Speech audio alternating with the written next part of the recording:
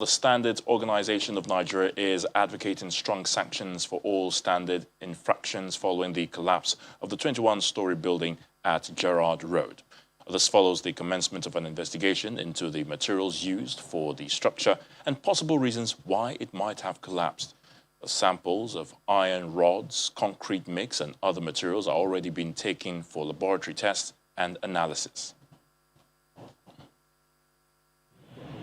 We are looking at a time where Nigerians should voluntarily on their own begin to obey what we call standards in all you do, in your behavior, even in the preparing the food you eat in your house. When that begins to happen, then we will not see things like this. This is definitely avoidable. It has happened. It means something went wrong during the construction. But for us to ascertain what actually went wrong, we have to get the material, the samples of the material used here, the iron rod, the slab, the beams, and all that, and carry out a detailed analysis in the lab. Then we'll be able to tell you what technically went wrong and led to this.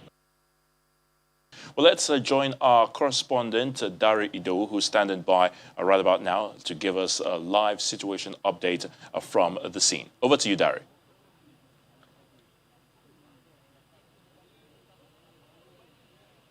Thank you very much. We are still live here at the scene of the building collapse in the Ikoyi area of Lagos. A while ago, the Commissioner for Information in Lagos State, Gbenga Omotosho, briefed the press, gave an update on what is happening, the efforts of the government in trying to recover and trying to even rescue more bodies. But the sad part is that the last time they brought out anyone alive from this scene was more than 48 hours ago.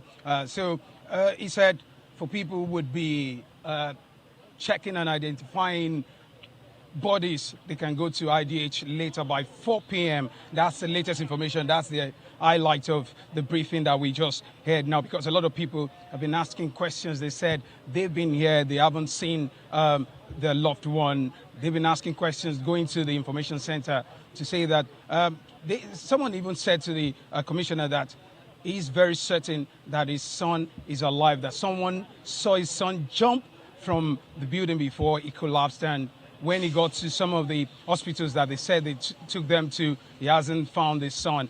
But the government is actually saying that they've taken everyone affected to one hospital. Or the father of the son said he's aware and very certain that there are other victims in other hospitals. So that is the briefing. Then earlier I spoke with another father who is very concerned, and an uncle. He said his brother was on the site. He hasn't seen his brother. He hasn't seen the cops. Neither has he seen him alive. He's been checking hospitals as well. So we have that interview. We'll be giving you much update later on in the bulletin, Ayo.